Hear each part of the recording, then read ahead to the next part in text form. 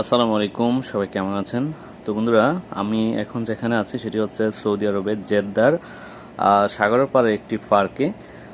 এখানে আসার পর একটা বিষয় আমি লক্ষ্য করলাম, সেটি হচ্ছে আসলে আমাদের বাংলাদেশের যারা ফ্যামিলি নিয়ে আসে ওনাদের কাছে বউ বাচ্চা, অনেক সময় মা বোন এদেরকে নিয়ে আসার পর আসলে বাসায় বন্দি হয়ে থাকতে তাদের কাছে অনেক খারাপ লাগে।